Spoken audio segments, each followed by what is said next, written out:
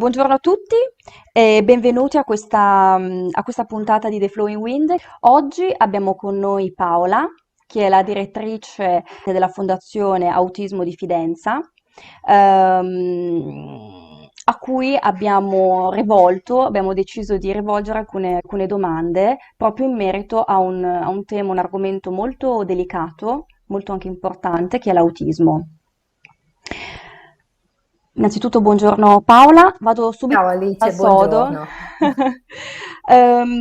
Partiamo da un aspetto fondamentale che è la comunicazione nei bambini, negli adulti affetti da questo disturbo. Dobbiamo sapere per facilitarla, appunto per facilitarla, per agevolarla, sia lato genitore che lato appunto insegnante eventualmente. Perfetto, allora io ho questo duplice ruolo, mi presento dicendo appunto che sono sia genitore sia appunto un operatore che è sul campo quotidianamente ormai da quasi 20 anni, appunto in Fondazione Bambini Autismo, come dice il nome, ci occupiamo di autismo. La comunicazione è senz'altro uno dei nodi critici. Le persone con autismo hanno le difficoltà principali nell'area della socializzazione e della comunicazione. Possono essere persone verbali o non verbali, quindi ci può essere proprio un deficit anche vero e proprio del linguaggio. Il linguaggio può non essere presente, ma anche le persone nelle quali diciamo il linguaggio è presente hanno comunque difficoltà di comunicazione. Quindi magari usano il linguaggio per raccontarci quelli che sono i loro argomenti preferiti o i loro interessi peculiari, ma non lo usano per comunicare efficacemente con noi. Le immagini per le persone con autismo sono tutto sommato il primo linguaggio, sono molto forti visivamente, riescono in qualche modo a comprendere meglio e a fissare meglio le informazioni se in qualche modo ci aiutiamo con le immagini. Faccio qualche esempio più concreto, no? Cioè le immagini nella vita proprio pratica, più quotidiana, come possono essere utilizzate, no? Perché in teoria, eh, adesso che ce l'hai spiegato, possiamo anche capirlo, però poi in pratica è più difficile, no? Da mettere in campo per chi deve rapportarsi. Certo. Come è possibile utilizzarle? Sicuramente per chi non è del mestiere non è semplicissimo comprendere questa cosa e comprendere anche come le immagini ci possono aiutare.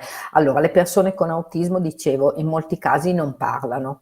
Allora, come faccio a comunicare se non parlo? La prima cosa che ci viene in mente sono le persone sordomute che utilizzano il linguaggio dei segni. Il linguaggio dei segni con le persone con autismo è Ok. difficile da utilizzare perché hanno delle compromissioni anche nell'area dell'imitazione e perché comunque per utilizzare diciamo il linguaggio dei segni occorre essere molto collegati con la persona con la quale comunichiamo, entrare molto in empatia, guardare se la persona continuamente no, ci comprende eccetera eccetera e continuare a guardarla anche quando ci risponde attraverso i segni. Per le persone con autismo tutto questo è molto difficile perché è come se loro non possedessero Mm. tutte queste capacità, no? Come facciamo noi, che quando comunichiamo ci guardiamo negli occhi, cerchiamo di capire se l'interlocutore ha compreso quello che noi gli diciamo, eccetera, eccetera. Per loro tutto questo è molto difficile. Allora, se io non parlo, come posso chiedere, per esempio, ho bisogno del bagno, no? Non ho il linguaggio, non ho la possibilità di utilizzare il linguaggio dei segni. Se io ho un'immagine che Mm. raffigura il bagno, no? Io posso chiedere di andare in bagno. Se ho una piccola foto che rappresenta, sulla quale per esempio c'è un bicchiere d'acqua, io posso chiedere di bere, cioè posso dire ho Ok. sete. Ovviamente io adesso sto semplificando molto, per insegnare anche questo tipo di comunicazione c'è bisogno di ovviamente tante sessioni proprio di insegnamento, no? Di riabilitazione. Questa comunicazione per scambio di immagini si chiama PECS, Ah. È proprio comunicazione per scambio di immagini, no? E funziona molto bene con loro. Adesso poi che esistono tutte queste tecnologie, come per esempio i telefonini, come per esempio i tablet, si possono scaricare dei veri e propri programmi che contengono tantissime immagini che servono alla persona per comunicare tutte quelle che possono essere le necessità di base, ma non solo, anche per fare commenti. Ripeto, sto semplificando molto, però ecco, come dire, in sostanza è questo. Allo stesso tempo, anche le persone che comprendono discretamente il linguaggio, non so, se penso a mio figlio, oggi riesce a dirmi attraverso il linguaggio, lui è una persona con autismo verbale e Sì. attraverso il linguaggio riesce a dirmi ho sete, ho fame, ho voglia di andare al parco, ho voglia di andare a fare una passeggiata. Quindi tutti i bisogni di base e anche i commenti lui oggi riesce a farli. Però se dobbiamo fare una cosa nuova, una cosa completamente nuova, faccio un esempio, per lui non è più questa cosa nuova, ma ammettiamo, dobbiamo andare dal dentista e non ci siamo mai andati. Io spiego cosa succederà perché per le persone con autismo è Ok. fondamentale sapere in anticipo quello che succederà, ma quello che lui mi chiede è fammelo vedere, per cui ci mettiamo magari al computer, cerchiamo le immagini di quella cosa che dobbiamo andare a fare, no? Fortunatamente, ripeto, la tecnologia ci viene in aiuto e ricerchiamo appunto e gli faccio vedere perché per lui è fondamentale questa cosa. Quindi lui oggi riesce a dirmelo che ha bisogno di fissare le informazioni in questo modo. Ok, si cambia il punto di vista, no? Quindi non più scrivo, non più, che ne so, devo memorizzare qualcosa, come lo studio, no? Penso banalmente, io passavo le giornate a scrivere, invece c'è giustamente chi, in questo caso, preferisce valutare un'altra tipologia di comunicazione. Sì, Ecco, anche se, Alice, scusami se ti interrompo, la scrittura è un'immagine, cioè per chi impara a leggere e a scrivere, per esempio appunto, faccio sempre l'esempio di mio figlio perché ovviamente Marco tantissime cose le scrive perché anche il segno grafico è comunque un'immagine, quindi è un qualcosa che mi permette di fissare quell'informazione o quella cosa motivante che io devo andare a fare. quindi anche l'alfabeto funziona in Anche questo caso. l'alfabeto, ovviamente ci sono persone con autismo che non imparano mai a leggere e a scrivere, quindi in questo caso purtroppo se sono molto compromessi a livello cognitivo o anche a livello di motricità fine e non riescono a imparare a leggere e a scrivere, chiaramente rimane l'immagine, ma Certo. per chi impara a leggere e a scrivere anche la scrittura diventa poi come un'immagine, quindi un qualcosa che Ah. mi permette di fissare. Mi sembra di capire quindi che, diciamo, chi è affetto da questo disturbo, abbia necessità di conoscere come si svolgerà lo scorrere del tempo, o che abbia proprio la necessità di sapere che cosa gli aspetterà. Difficilmente sono capaci di gestire l'imprevisto o comunque preferiscono non gestirlo, per questo si cerca di spiegare il più possibile, no, quello che succede, almeno da quello che un po' mi hai raccontato. È giusto? Sì, diciamo che la gestione dell'imprevisto è un'altra cosa che durante il percorso riabilitativo si insegna, perché effettivamente le persone... Allora, proviamo a pensare, se noi andiamo in un paese straniero, non conosciamo la lingua, ci dobbiamo orientare nell'arco della giornata, cos'è che ci aiuta ad orientarci prima se non capiamo le informazioni appunto che le persone ci passano? Ci aiutano le routine, no? Se le Mm. mie giornate si ripetono in maniera sempre uguale, io non comprendo quello che le persone mi dicono, però in qualche modo le routine mi danno sicurezza, no? Perché mi fanno capire che ci sono dei tempi, che ci sono dei momenti per tutto. Ovviamente se succede un imprevisto mi spavento di fronte a questo imprevisto, no? Un qualcosa Certo. di diverso dal solito. Stessa cosa succede alle persone con autismo che ovviamente hanno molte più difficoltà di noi anche proprio nell'intuire quali possono essere, no, i comportamenti giusti da tenere di fronte a un imprevisto, però si può insegnare anche questa cosa. Quindi ci sono proprio delle modalità attraverso le quali noi insegniamo alle persone con autismo che durante le normali giornate, la normale routine, può succedere un imprevisto. Ok, non succede niente. Arriviamo davanti alla piscina. La piscina quel giorno è chiusa perché, che ne so, c'è un guasto, no? La piscina magari per la persona è molto motivante. Dobbiamo anche lì essere pronti a spiegare, no, che c'è un imprevisto, che non significa che non andrai mai più in piscina, che per te magari è molto motivante, magari è un'attività che ti piace tanto, ma che potrai andarci magari fra un giorno, fra 2 giorni. E ovviamente è davvero è difficile spiegarlo così con parole semplici, no? Per chi non è addetto ai lavori. Però, insomma, ripeto, semplificando molto, ovviamente, se io ho insegnato in anticipo la gestione dell'imprevisto, se io ho tutti gli strumenti per comunicare efficacemente che ok, oggi questa cosa non si può fare, ma non significa che non la farai mai più, è ovvio che anche le persone con autismo imparano a gestire i piccoli imprevisti e anche i grandi che possono succedere nella vita quotidiana.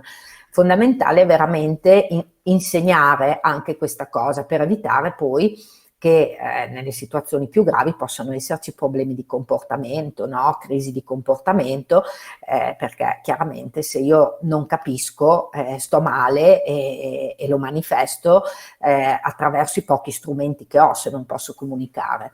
Certo, ok. Mi hai parlato di imprevisti, questa non era una domanda prevista, appunto, però mi è venuta in mente adesso. Certo, certo, Parlandomi di imprevisti, ho pensato a, non so, quando vado in vacanza, che ho certo, piena di imprevisti, forse un po' perché li cerchiamo o perché capitano, perché insomma esco dalla routine e quindi mi immagino, penso anche il disagio, un po' la difficoltà certe volte di trovarsi in una situazione un po' insolita, no? certo. Sto leggendo un libro che è quello che poi, insomma, mi hai consigliato, di questa scienziata americana che soffre del disturbo di autismo. Sì, E quindi ti leggo un pezzettino che ho trovato e poi mi sì, piacerebbe commentarlo insieme a te. Lei nel suo libro dice: Nel mio lavoro di progettista di attrezzature per l'industria dell'allevamento, il pensiero visivo è un vantaggio enorme perché mi ha permesso di costruire interi sistemi nella mia immaginazione, progettando ogni genere di attrezzatura. Infatti, un terzo dei bovini e suini degli Stati Uniti passa attraverso strutture che ho progettato io. La mia capacità di pensare visivamente per me è molto preziosa e non vorrei mai perderla.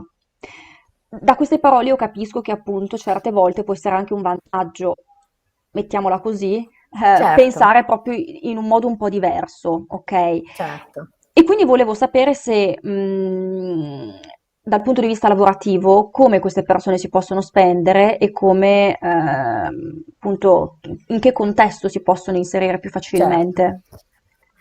Allora, parto dicendo questa cosa, Alice, per rispondere alla tua domanda. L'autismo colpisce in un range che va da molto lieve a molto severo. Eh, L'autismo è di fatto una disabilità grave, importante, seria, anche quando colpisce in maniera lieve, tutto sommato. La persona della quale tu stavi parlando si chiama Temple Grandin, è una persona con autismo di quelle che vengono definite ad alto funzionamento, cioè quelle persone colpite in maniera un pochettino più lieve. Quindi è una persona che anche riesce a parlare delle proprie difficoltà. Ci sono tante persone con autismo, ci sono dei forum bellissimi dove le persone a più alto funzionamento tra di loro parlano, si raccontano le loro difficoltà. Appunto, dicevo, l'autismo è una disabilità importante, ci sono persone davvero molto gravi e famiglie pesantemente colpite, perché ovviamente occuparsi di una persona con autismo è un impegno non indifferente, però poi appunto ci sono queste persone come Temple Grandin che è riuscita a trovare ovviamente nella sua vita e sul suo cammino persone anche che l'hanno saputa guidare e aiutare nella maniera corretta, in primis la mamma, lei parla nel libro, no? Tante volte di come la mamma è riuscita ad aiutarla efficacemente e è diventata appunto un ingegnere che progetta questi impianti di allevamento e macellazione di bestiame negli Stati Uniti. È ovvio che in questi casi alcune caratteristiche come possono essere appunto la memoria visiva, il fatto di riuscire, no, anche a vedere il mondo da una prospettiva diversa. Loro appunto sono molto bravi e attenti visivamente e memorizzano tantissime informazioni visivamente. Queste sono proprio caratteristiche che possono essere poi sfruttate in ambito lavorativo in maniera positiva, un po' come per esempio l'essere attaccati alla ripetitività, no? Ci sono persone con autismo che nei lavori ripetitivi vanno molto bene perché non si stancano a farli, mentre noi magari a fare sempre la stessa cosa, no? Dopo un po' ci logoriamo, loro non soffrono di questa frustrazione, alcuni di loro più il lavoro è ripetitivo più sono contenti, quindi è chiaro che dobbiamo capire per ognuno di loro seguire, torno un attimo al lavoro che fa Fondazione Bambini Autismo, no? Seguire le persone con autismo significa proprio prenderle da quando sono piccole e cercare insieme alla famiglia e insieme a tutti, agli insegnanti, a tutte le altre persone che ruotano intorno a loro, di costruire dei progetti di vita che in qualche modo tengono conto sia di quelli che sono i loro interessi, di quelle che sono le loro particolarità, rispettose anche delle loro particolarità e appunto cercando di capire quali sono i loro punti di forza da poter poi sfruttare da adulti in ambito lavorativo. È fondamentale anche quando si insegnano dei giochi a bambini molto piccoli. Alcuni di loro accettano magari passivamente tutto quello che gli viene insegnato, no? E non mostrano nessuna preferenza magari per un gioco piuttosto che per un altro. È fondamentale insegnare alle persone a fare delle scelte, quindi far sì che loro possano dirci, abbiano gli strumenti per dirci cosa gli piace di più e cosa gli piace meno e cercare proprio di lavorare sempre in questa direzione, perché è questo il modo rispettoso. Quindi in qualche modo tenere conto anche chiaramente di quelle che sono le loro caratteristiche, ma anche di quelle che sono le loro inclinazioni. Io credo che questa cosa sia fondamentale, assolutamente. Quindi contesti, per ritornare alla domanda sul lavoro, quindi contesti anche ripetitivi possono funzionare, contesti proprio operativi possono funzionare, però non è detto perché questa persona comunque questa scienziata che ha fatto del suo punto di debolezza il suo punto di forza, se vogliamo metterla così, è riuscita a tirare fuori davvero qualcosa di importante, usando la sua immaginazione a vedere delle cose che altri, perché lei chiaramente lo dice nel libro, non sono in grado di fare. Quindi secondo Certo. me questo era bello. Mi racconteresti un caso di successo, di un miglioramento che magari era inaspettato o non era previsto? Mi viene in mente una bimba che noi abbiamo seguito per molti anni in riabilitazione, che non riusciva ad andare al Luna Park, cioè i genitori capivano che lei era molto interessata A alle quell'ambiente? giostre, a Sì. quell'ambiente, però non riusciva ad andare perché era fortemente infastidita dai rumori, quindi si copriva le orecchie e poi doveva scappare via perché i rumori erano troppo forti, sai, no? La musica Sì. classica delle giostre, eccetera, eccetera. Piano piano abbiamo cercato di trovare le modalità corrette, quindi con delle coperture all'inizio alle orecchie che gli impedivano di sentire qualsiasi tipo di rumore, no? Tappi e quant'altro, poi sempre un po' meno, sempre un po' meno, sempre un po' meno. Insomma, quando i genitori sono riusciti a portare questa bimba al Luna Park, abbiamo fatto proprio un training, no? Per in qualche modo insegnarle a tollerare questi rumori. Beh, la felicità dei genitori della bambina è stata incredibile. Davvero, se non lo si prova di dentro, a volte è difficile anche trasmettere. Guarda, me l'hai trasmesso l'importanza di benissimo queste... perché mi sono immaginata la scena nella mia testa di questa bimba che poi si rende conto anche, no? Di essere capace e prende consapevolezza. Una volta che una persona prende Certo. anche consapevolezza, diventa anche più forte. E secondo me è una sensazione bellissima questa. Bellissima. Quindi, Mio figlio i primi fuochi d'artificio li ha visti chiuso in macchina con le mani sulle orecchie perché gli piacevano tantissimo, no? Però non riusciva ad avvicinarsi. Quindi quando capitava li guardavamo dalla finestra di casa, ma molto molto da lontano, no? Però lui era interessatissimo a questa cosa. Allora i primi fuochi d'artificio li ha visti in macchina con le mani sopra le orecchie, no?